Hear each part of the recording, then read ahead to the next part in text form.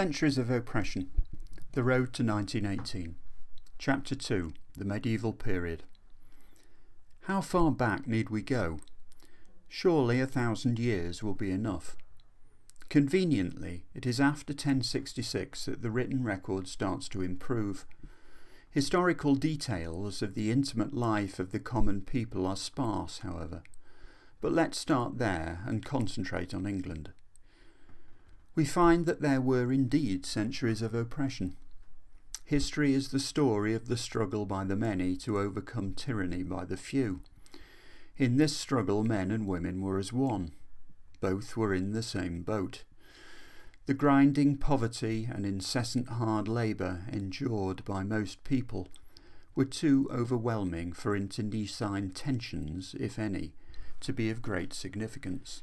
These centuries of oppression were punctuated at intervals by uprisings of one sort or another, invariably led by men, sometimes more deadly than others, but always striving for justice for themselves and their families against the true hegemony, the landowning classes and their apparatchiks of state or monarchy. Many of these uprisings or movements appeared to achieve nothing at that time. But over the centuries there were gradual gains. The greatest gains, though, occurred only when technology led to improving economic prosperity, notably in the 19th century. Finally, in the 20th century, huge advances in technology created conditions in which the grinding poverty of earlier centuries became a rarity in England. Life in post-conquest England was dominated by agriculture, controlled by the manor. The feudal system reigned. Control of the land was presided over by the lord of the manor, who owed feudal fealty to his noble masters. 86% of the people, the villeins, cottagers and serfs, were not free. They were chattels of the lord, legally bound to the manor. They could not leave without permission. They could not even marry without permission of the lord, and had to pay a fine to do so.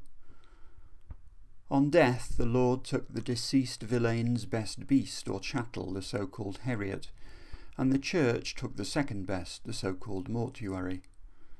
Poverty was hereditary and inescapable. Villeins had to pay rent for the land they worked.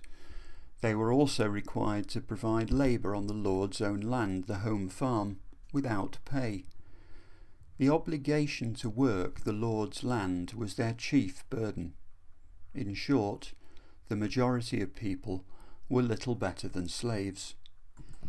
Today we are critical of third world countries whose populations have become embroiled in the production of cash crops for export to their own detriment.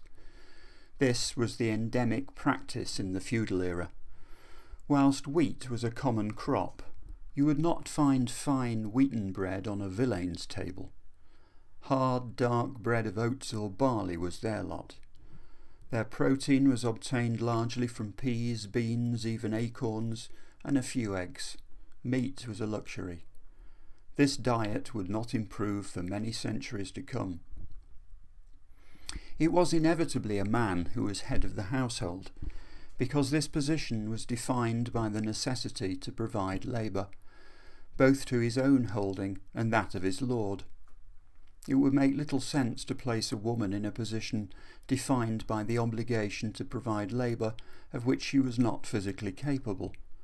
Thus, being head of the household represented an obligation, not a patriarchal privilege.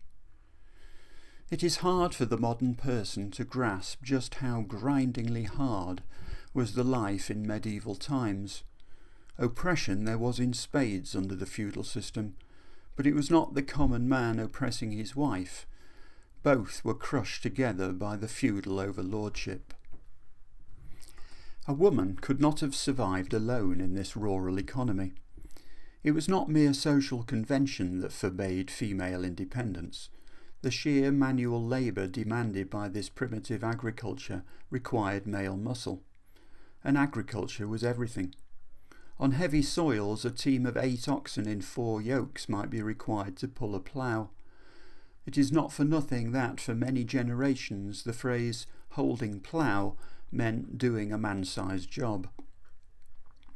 The only thing worse than having an obligation to work the land was not having such an obligation, and therefore having no land to work. Such was the lot of serfs, who were abject slaves. The right to work a certain portion of land was hereditary. Since social status was predominantly defined by such rights, one's social status was generally also hereditary.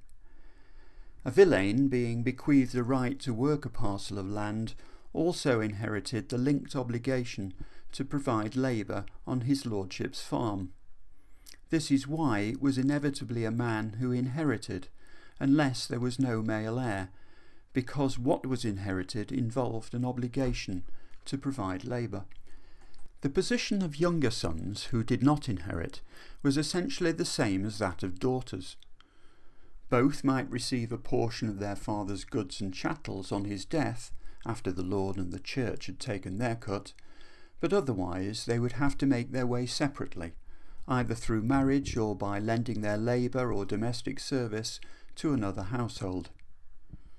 Until a man had a holding of some sort, he would not be able to support a wife and family, so custom dictated that he would not be able to marry, and recall that as a non-free man he could not do so without the Lord's permission in any case. Many men, therefore, did not marry until their father died and they inherited. When feminists accuse men of having controlled their fertility in historical times, recall that, in truth, both men's and women's fertility were controlled indirectly by poverty and directly by their overlord. Recall also that, over deep genetic time, most men left no progeny whatsoever. As a result of having to wait to inherit, men tended to be considerably older than their wives. As a result, widows were common. Where widows had inherited due to lack of a male heir, marrying a landed widow would provide another route for a young man to obtain a holding, an arrangement benefiting both parties, because the widow would otherwise have needed to hire a man to fulfil her labour obligations. To regard the common man as privileged or exercising patriarchal hegemony in such a system would be perverse to the point of delusion. There were no fulfilling careers for anyone to envy in this system. Crushing though the economic circumstances of men were under feudalism, the chief yoke under which the villeins, cottagers and serfs toiled was being unfree. A struggle for emancipation was inevitable. The demand was to be freed from the degrading personal aspects of serfdom and the right to recognition as a full human being, not a chattel. Feminists might like to note just how fundamental was this struggle predominantly by men, and how crucial it was to the later freedoms they now enjoy. Before moving on from the feudal period, there are some linguistic phenomena which are very revealing. Villein, of course, has become transmogrified into villain, and hence come to mean someone wicked or criminal. Naif was synonymous with villein or serf, but has come to mean someone amusingly simple.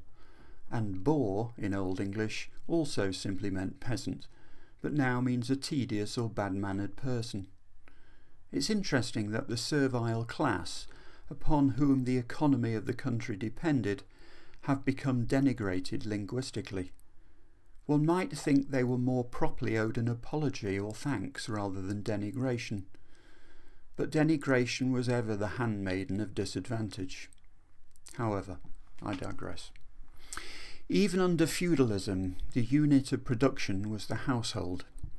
Each freeman, villein or cottager was really a family business, aided by wife, sons, daughters, and possibly hired hands if the headman's holding was large enough. From the 12th century, an increasing proportion of economic effort was contributed by the trades. These largely followed the same pattern. The dominant structure of such endeavours was basically domestic. Indeed, this would continue to be the case until the Industrial Revolution, in the mid-18th century.